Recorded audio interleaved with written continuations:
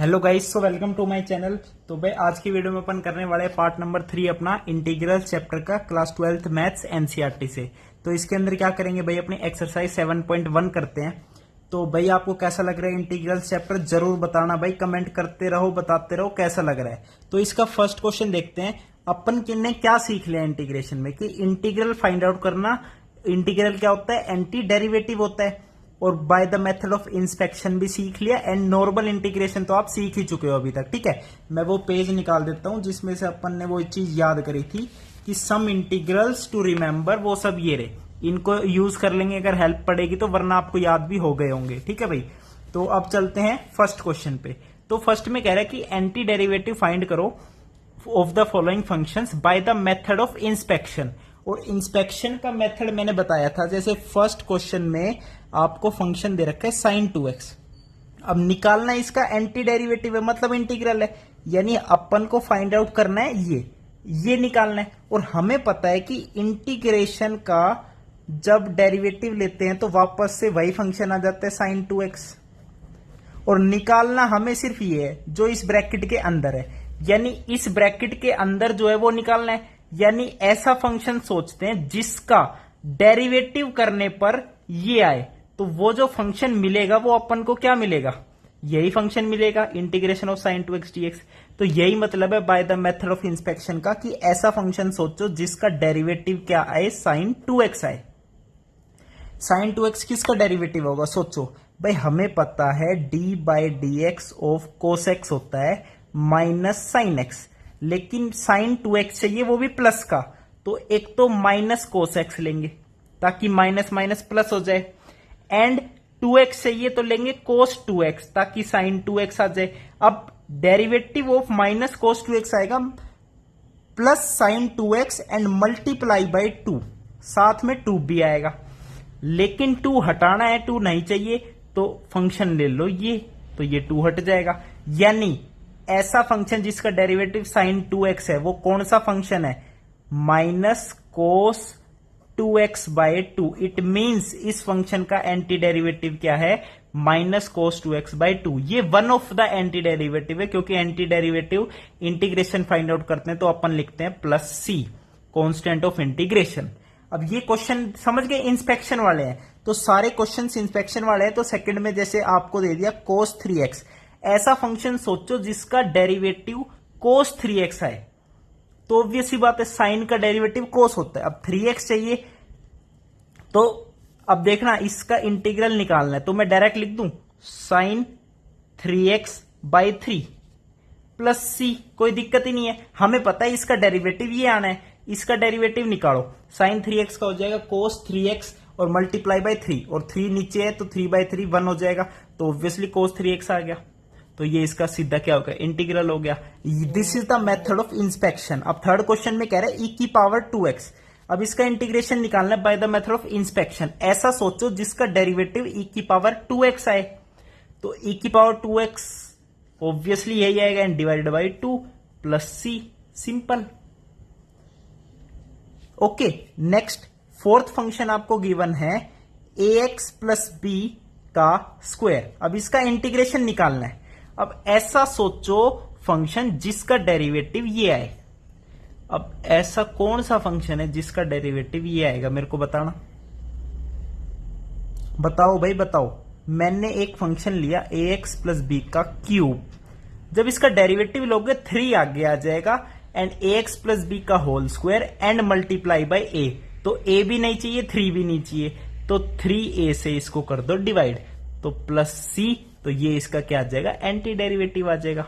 अब fifth question देख लो, ये बाय मेथड ऑफ इंस्पेक्शन ही मैं आंसर निकाल के दे रहा हूं, ऐसे ही नहीं दे रहा हूं।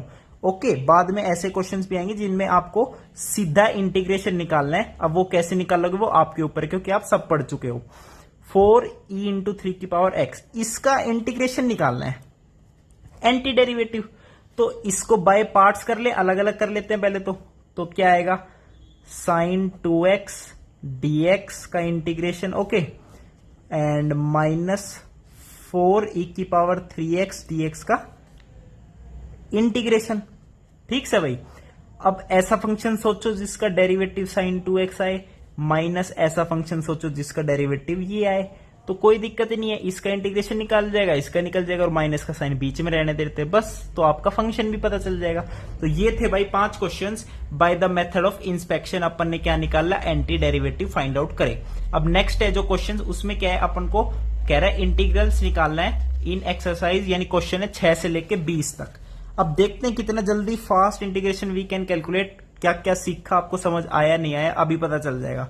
अब फंक्शन क्या दे दिया, 4e3x + 1 dx। अब इसका इंटीग्रेशन निकालना है, देखना e3x का e3x जो पावर है उससे क्या करते हैं बताओ, कुछ नहीं करना, 4 ऑलरेडी है और 3x है तो 3x का डेरिवेटिव से करते हैं डिवाइड, तो यहां पे आ जाएगा 3 प्लस 1 dx का होता है x और प्लस में कांस्टेंट ऑफ इंटीग्रेशन, ये इसका क्या हो गया, इंटीग्रेशन हो गया।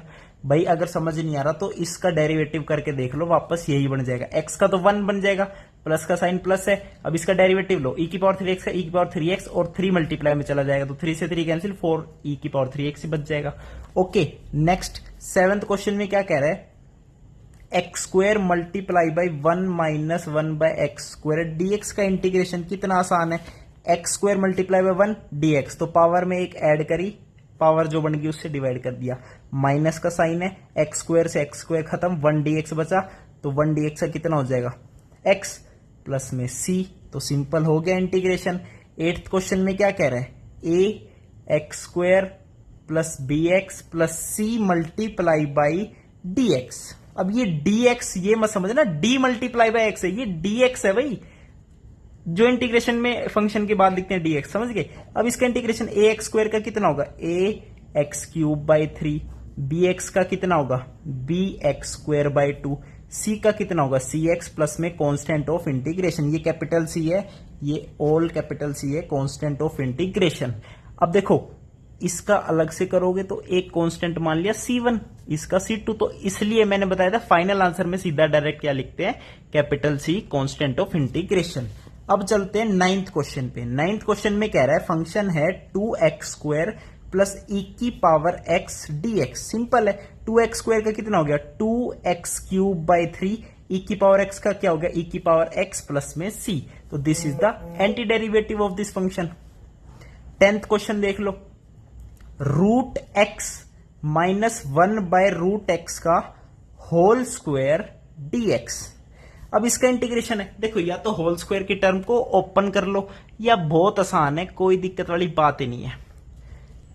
भाई मैंने बता रखा है, क्या बता रखा है मैंने, नहीं आएगा समझ आपको, अलग अलग कर लो भाई, a² plus b² minus 2ab, तो a² करोगे तो x आएगा, b² करोगे तो 1/x आएगा, माइनस 2ab करोगे तो -2 आएगा, एंड बाहर क्या है dx है, उसका इंटीग्रेशन है, तो इंटीग्रेशन लिख दो, x का कितना आएगा, x²/2, 1/x का कितना आएगा, x की पावर -1 है, तो पावर में एक ऐड होगा, तो x की पावर -1 + 1, x की पावर 0, जो पावर बनी उससे कर देंगे डिवाइड। अच्छा 1/x का भूल गए क्या, 1/x का इंटीग्रेशन होता है log mod x, -2 का हो जाएगा -2x प्लस में कांस्टेंट ऑफ इंटीग्रेशन। देखो जब 1/x का इंटीग्रेशन अगर ये सोच के करोगे ना कि पावर में एक ऐड करा, जो पावर बनी उससे डिवाइड करा, तो पावर तो 0 बन रही है, क्या 0 से डिवाइड कर दोगे, वो तो नॉट डिटरमाइंड आ जाएगा। तो 1/x का आपका इंटीग्रेशन क्या होता है, log x होता है, इसलिए मैंने आपको पहले बताया है, वो चीज आपको क्या है याद रखनी है, dx/x का log mod x प्लस में c। तो ये कुछ ऐसे थे जो आपको हमेशा याद ही रखने हैं।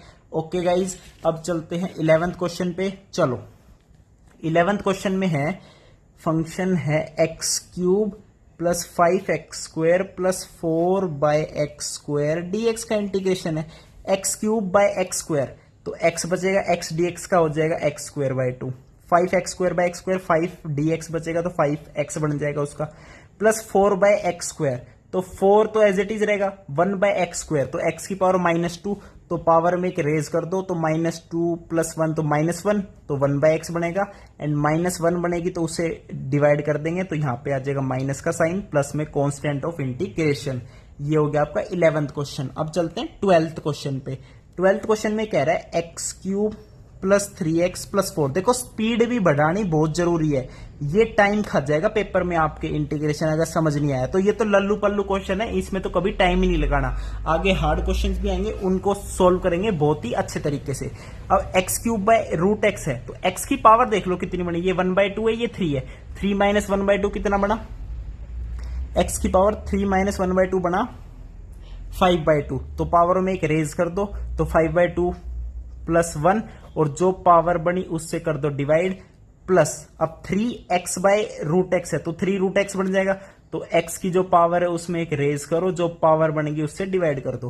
प्लस में 4 बाय रूट एक्स है, तो 4, और x की पावर माइनस 1/2 है, तो उसमें एक ऐड करोगे तो 1/2 बन जाएगी, जो पावर बनी उससे डिवाइड कर दो, प्लस में कांस्टेंट ऑफ इंटीग्रेशन। तो ये हो गया आपका इसका इंटीग्रेशन 12th क्वेश्चन का। इसको अच्छे से सोल्व कर सकते हो। आगे कोई दिक्कत है? कोई दिक्कत नहीं है। अब चलते हैं 13th क्वेश्चन पे। चलो 13th क्वेश्चन में क्या कह रहा है, आपके पास फंक्शन गिवन है x cube minus x square plus x minus 1 and upon में एक्स माइनस 1 डीएक्स का इंटीग्रेशन निकालना है। तो कोई गड़बड़ है बताओ, कोई दिक्कत हो तो। एक्स स्क्वायर कॉमन ले लेते हैं, एक्स स्क्वायर कॉमन लो, अंदर बनेगा x minus 1 plus x minus 1, नीचे क्या है एक्स माइनस 1 है। कितना आसान हो गया, एक्स माइनस 1 कॉमन लेके कैंसिल कर दिया, ऊपर बच गया एक्स स्क्वायर प्लस 1 डीएक्स। अब इसका इंटीग्रेशन करने में कोई दिक्कत है क्या? एक्स स्क्वायर का बन गया एक्स क्यूब बाई 3, 1 डीएक्स का बन गया एक्स, प्लस में constant of integration. Okay, integration बहुत आसान है, कोई हार्ड नहीं है, डरने वाली कोई बात नहीं है। जानकृत के साथ हो, बस सब्सक्राइब करते रहो चैनल को, धड़ापड़ धड़ापड़।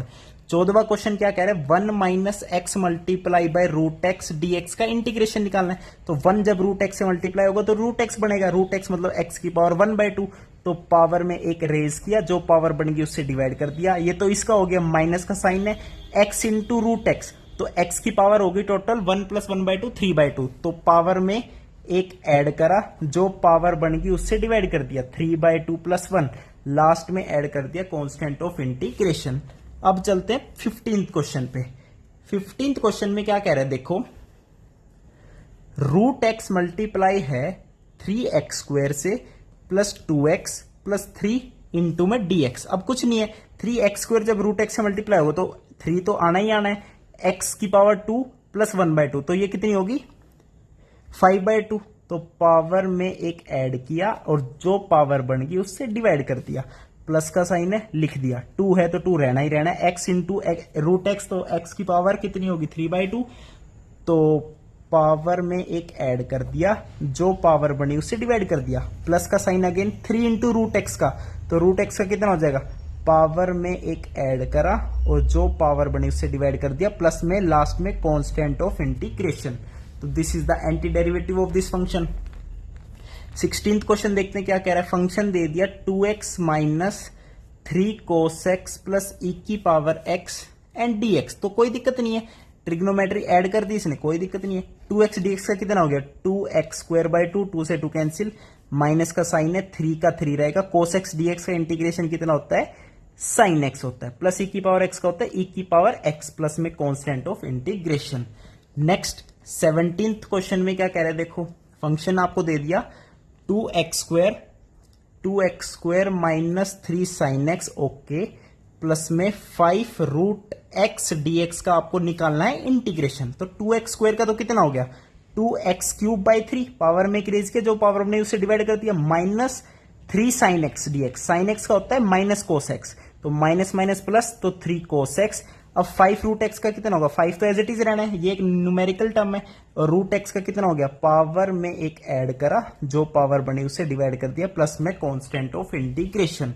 18th क्वेश्चन देखो, 18th क्वेश्चन में कह रहा है आपको फंक्शन दे दिया secant x multiply by secant x plus में 10x dx। तो कुछ नहीं करो, कुछ भी मत करो, इसकी मल्टीप्लाई अंदर कर दो, तो एक बनेगा सीकेंट स्क्वायर dx, एक बनेगा सीकेंट x 10x dx। तो सीकेंट स्क्वायर dx का इंटीग्रेशन बता रखा है भाई, याद हो जाना चाहिए था 10x, तो 10x प्लस c1, इसका क्या होता है बताओ, इसका इंटीग्रेशन होता है सीकेंट x प्लस c2। तो लास्ट में लिख सकते हो ना easily 10x plus secant x plus c, समझ गए, डायरेक्ट सी क्यों लिखता हूं, C1 प्लस C2, एक नया कांस्टेंट बन गया C, this is constant of integration. भाई दो कांस्टेंट ऑफ इंटीग्रेशन को ऐड करोगे तो ऑब्वियसली एक कांस्टेंट ही आएगा, क्योंकि C एनी रियल नंबर हो सकता है। अब 19th क्वेश्चन देखो क्या कह रहा है, फंक्शन दे दिया सीकेंड स्क्वायर एक्स अपॉन में कोसिकेंड स्क्वायर एक्स डीएक्स। तो सीकेंड स्क्वायर एक्स होता है 1 by cos square x, cosecant square होता है 1 बाय साइन स्क्वायर, तो साइन स्क्वायर एक्स ऊपर चला गया, तो ये बन गया tan स्क्वायर एक्स डीएक्स। क्या बन गया, tan स्क्वायर एक्स डीएक्स। तो कोई दिक्कत है आपको, जल्दी बताओ कोई दिक्कत हो तो।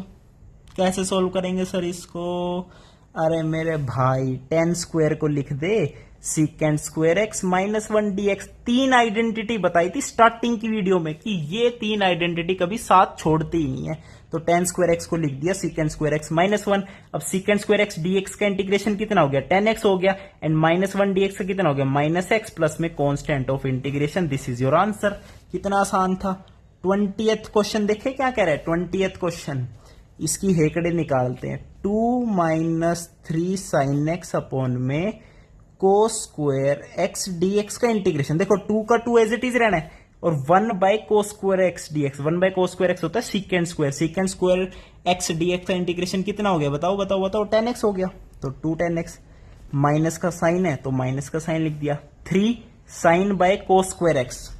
अब sine by cos square x है, नीचे कोस 2 बार है, तो एक बार तो साइन बाय कोस का बन गया 10, और कोस ऊपर जाके क्या बनेगा सीकेंड, तो सीकेंड एक्स tan x का इंटीग्रेशन कितना होता है सीकेंड एक्स, तो माइनस 3 सीकेंट एक्स प्लस में constant of integration. This is the answer of question number 20। 21st question देखो, एमसीक्यू आ गया कि एंटी डेरिवेटिव निकाल लो root x plus 1 by root x का। कोई दिक्कत नहीं है, कर चुके हैं तो। अब रूट एक्स का कितना होगा, एक्स की पावर 1 बाय 2 प्लस 1, जो पावर बनेगी उससे divide, plus 1 by root x है एक्स की पावर माइनस 1 बाय 2, तो उसमें 1 ऐड करोगे तो 1 बाय 2 पावर बन जाएगी, और उससे कर दिया divide, plus constant of integration से। अब अपना ऑप्शन मैच कर लो, कोई दिक्कत वाली बात ही नहीं है। तो यहां पे ऑप्शन मैच हो जाएगा, कौन सा वाला होगा बताओ, 2 पर चला गया, 2 बाई 3 मल्टीप्लाई बाय एक्स की पावर 3 बाय 2, तो 2 बाई 3 एक्स की power 3 by 2, c option match हो रहा है। 21st क्वेश्चन का सी ऑप्शन करेक्ट है। Last and final question 22 question देखो क्या कह रहा है, आपको बोल दिया d by d x of f x is equals to 4x cube minus 3 by x की पावर 4। कोई दिक्कत नहीं है, एंड कह रहा है कि f at 2 is equals to 0, तो आपको एफ एक्स फाइंड आउट करना है, तो कर देंगे, कोई दिक्कत नहीं है। देखो हमें पता है, हमें क्या पता है कि किसी का डेरिवेटिव ये है, किसी फंक्शन का डेरिवेटिव ये है। अब इसका जब मैं इंटीग्रेशन ले लूंगा, इंटीग्रेशन ले लूंगा तो इंटीग्रेशन और डेरिवेटिव एंटी आपस में, तो ये तो एफ एक्स देगा हमें, यानी इसका इंटीग्रेशन जब लूंगा तो मेरे पास क्या आएगा, एफ एक्स आएगा। तो एफ एक्स क्या है, इस फंक्शन का इंटीग्रेशन है, एंटी डेरिवेटिव है, यही तो मतलब होता है एंटी डेरिवेटिव का। तो इस फंक्शन का इंटीग्रेशन ले लो तो वो आपके पास एफ एक्स आ जाएगा, तो 4x क्यूब का हो जाएगा 4x की पावर 4 बाय 4 माइनस 3, एक्स की पावर माइनस 4 है, तो x की पावर कितनी होगी, एक रेज करेंगे पावर -4 प्लस 1 -3, तो x क्यूब और -3 पावर बन जाएगी, उससे डिवाइड करेंगे, माइनस माइनस प्लस, 3 से 3 कैंसिल, यहाँ 1 बच गया, 4 से 4 कैंसिल, और प्लस में कांस्टेंट ऑफ इंटीग्रेशन, यानी x की power 4 plus 1 by x cube plus constant of integration. This is f x. अब आपको एफ एक्स ही बताना है, लेकिन एफ एट 2 0 दे रखा है। इसका यूज कहां पे होगा, इसका यूज इसलिए होगा सी की वैल्यू फाइंड आउट करने के लिए। अब एक्स की जगह 2 पुट करो, तो 2 की पावर 4 प्लस 1 बाय 2 का क्यूब 8 प्लस में सी इज इक्वल्स टू 0, तो कांस्टेंट ऑफ इंटीग्रेशन कितना आ गया, 2 की पावर 4 कितना होता है 16 थोड़ी होता है, 8 दूनी 16 ही होता है, तो -16 माइनस 1 बाय 8, तो 16 अट्ठे कितना होता है, 16 अट्ठे कितना होता है भाई बताओ, 128, तो -129 बाय 8 आ गया कांस्टेंट ऑफ इंटीग्रेशन। तो बस आपका फंक्शन कितना बन गया बताओ, x की power 4 plus 1 by x cube minus 129 by 8, this is your f x and this is your answer required. तो ये कौन सा ऑप्शन करेक्ट हो रहा है, x की पावर 4 प्लस 1/x³ माइनस 129/8। तो ए ऑप्शन करेक्ट है, 22nd क्वेश्चन का ए ऑप्शन करेक्ट है भाई। तो ये थी आपकी एक्सरसाइज। वीडियो कैसी लगी? थैंक यू, नमस्कार।